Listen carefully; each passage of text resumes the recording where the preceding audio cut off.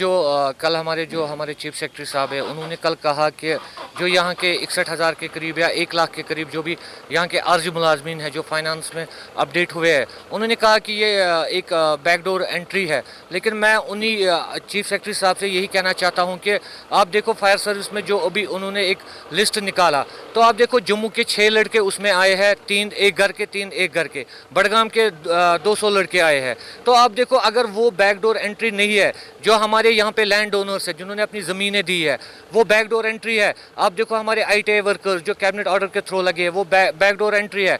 आप देखो इरिगेशन के लैंड डोनर्स, आप देखो एग्रीकल्चर के लैंड डोनर्स, आप जगह जगह देखो कि जो भी यहाँ पे 61,000 के करीब यहाँ के आर्जी मुलाजमीन है, उनमें कम से कम आपको 30,000 के करीब वो एम्प्लॉय मिलेंगे, वो लेबर्स मिलेंगे जिन्होंने हर जगह पे, चाहे PDD को, चाहे इरिगेशन को, चाहे PHE को, चाहे एग्रीकल्चर को, चाहे सेरिकल्चर को, चाहे फिशरीज़ को, चाहे टूरिज़्म को, हर जगह पे हमने अपना लैंड इनको डोनेट किया है। तो आप हमें बताइए कि ये कौन सी बैकडोर एंट्रीज़ है। और उन्होंने इसके साथ साथ कहा कि अभी जो 2032 तक अगर हम कैजुअल लेबर्स को रेगुलर करेंगे तो 2032 तक जो कैजुअल लेबर्स है, तो यहाँ पे जो अनएम्प्लॉयमेंट यूथ्स है, तो उनको जॉब्स नहीं मिलेंगे। आप देखो अभी जो हमारे 61,000 के करीब जो कैजुअल लेबर्स है यहाँ पे 25 सालों से 30 सालों से जो ये यहाँ पे जो ये चला रहे हैं, ये सिस्टम चला रहे हैं, यहाँ की मशीनरी चला रहे हैं।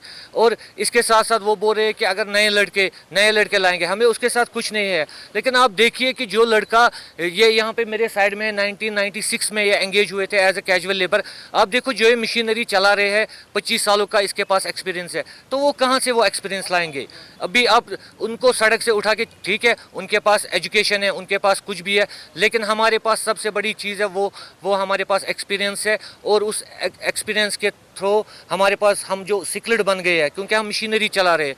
तो मैं चीफ सेक्रेटरी से यही बात कहना चाहता हूं कि आप ये सोचिए, यहाँ के 61,000 के करीब जो आर्जी मुलाजमीन है, ये कोई बैकडोर एंट्री नहीं है, ये वहाँ पे है जहाँ पे स्कीमें बनी थी, वहाँ पे एंगेज हुए हैं।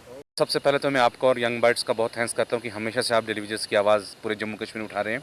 मैं परसों ही कश्मीर के अंदर पहुंचा और उसके बाद हमने अप्रोच किया था जो हमारे भटनागर जी, क्योंकि आप जानते हैं कि जम्मू में हमारे लोग काफ़ी टाइम से सफ़र कर रहे हैं, स्ट्राइक पर हैं, और कश्मीर के अंदर भी काफ़ी जो है लोग जो सफ़र कर रहे हैं।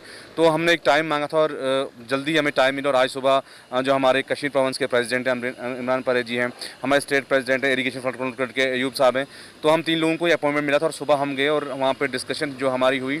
एक तो सबसे पहले जो रेगुलराइजेशन के ऊपर जो काफ़ी टाइम से ये मसला लटका हुआ है, आपने देखा होगा हमेशा चाहे कश्मीर हो या जम्मू हो, लोग रोडों पर रहते हैं। तो उसके ऊपर भटनागर साहब का यही कहना था कि जो सभी डिपार्टमेंट के ऊपर से बात चल रही है, जो सबकी पॉलिसी बनेगी तो वो PHE की या बाकी जो भी डिपार्टमेंट सबकी वो बनेगा। दूसरा शो हमारा वेजेस का, तो जैसे वेजेस मैंने कहा कि ऑलरेडी जो मंथली वेजेस हो गई है और इसको हम कंटिन्यू करेंगे अब, और आने वाले बजट में उन्होंने ये कहा है कि कुछ न कुछ इसमें प्रावधान हम रखने जा रहे हैं, जो भी बजट जब पेश ऐसे होगा उसमें आ जाएगा।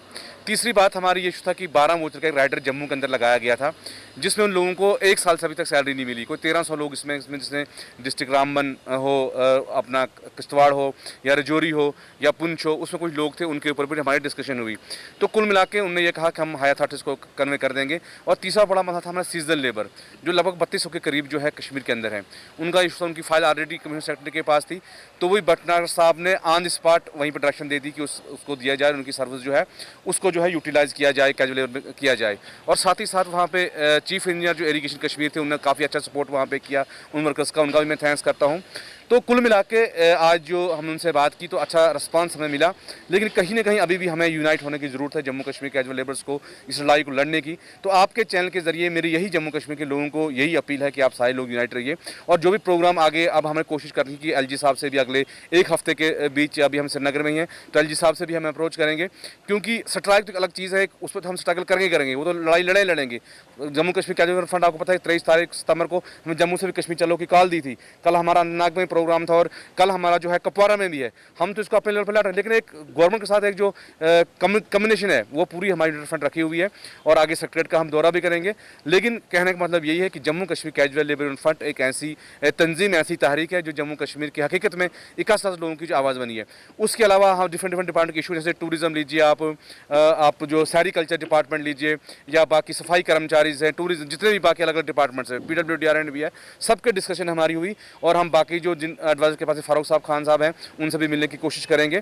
तो कुल मिला के जो जम्मू कश्मीर के लीडर के साथ इनजस्टिस हो रहा है पिछले काफ़ी सालों से, उसके लिए जम्मू कश्मीर कैजुअल फ्रंट पहले से रोडों पर है और आगे जिस भी किस्म के हम लोगों के बीच में जा रहे हैं, जो प्रोग्राम लोग चाहेंगे वो प्रोग्राम हम लोगों